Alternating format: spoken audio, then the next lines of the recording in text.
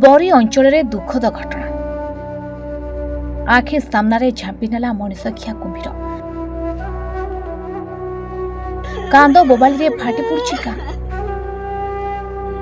हाँ दर्शक बंधु एभली अभावन घटना देखा मिली जाजपुर जिला बरी थाना अधीनस्थ अमठपुर पंचायत पालटपुर गाँव से गाँव अनाम जेना रोगाग्रस्त वृद्धा बापा माँ सांगू स्त्री ज्योत्ना जेना और कुनि कुनि पिला दुईटी को नहीं गरीब संसार बापा रोगाक्रांत हो बिछण दिन काटुवा बेले किछि दिन तले वृद्धा माँ संजय देवा समय लुगारे निया लगी संपूर्ण जली जाइछथि। स्वामी अना मूल लगिले घर चुली चले एपटे स्त्री ज्योत्ना पिला काम घर काम करने सहित बिछण पड़ रही वृद्धा बापा माँ सेवा जत्न नियंती तेज आज सकाल सकाल आसुला दुखद कला बादल सबकि छारखार करदे चलीगला। ए दृश्य देखिले आपण पातल भी माटी खसी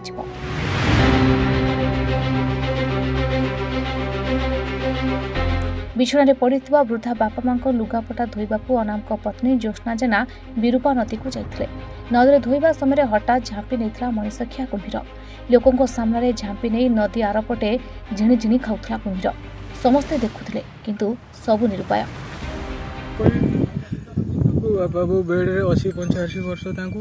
बो ए रिसेंटली 20 दिन है पड़ जाए 60% पड़ जाए लुगापटा धोवा नहीं आसला नईकि 6:30 बेले पूरा कुंभीर टाणी नहीं गला व्यवस्था नहीं खाइला आम देखु किसी उपाय नहीं कर ना तो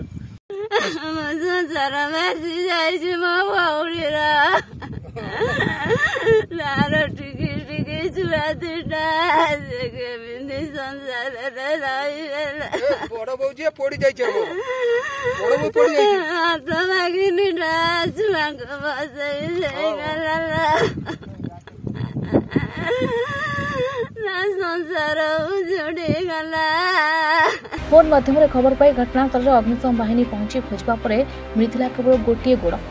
वन विभाग पहुंची सतर्क सूचना करने सहित से मनीषखिया कुंभीर को किपर आयत्त कर आलोचना चली बरी पुलिस घटनास्थल में पहुंची शव जबत कर व्यवच्छेद पठाई।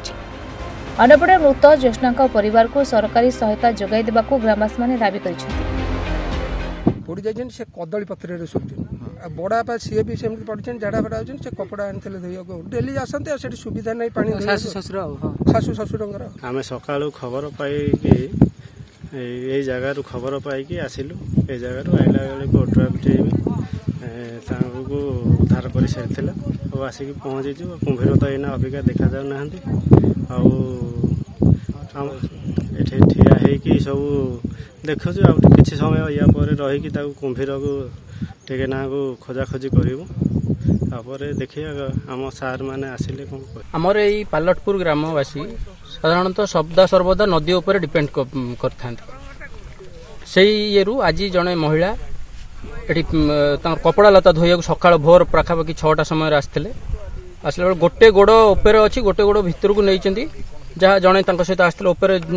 झाड़ा जावाई से जाऊे जस्ट टाणी नहीं गला कुंभीर जिमती नहीं से डाक पकईला लोक जो आसिले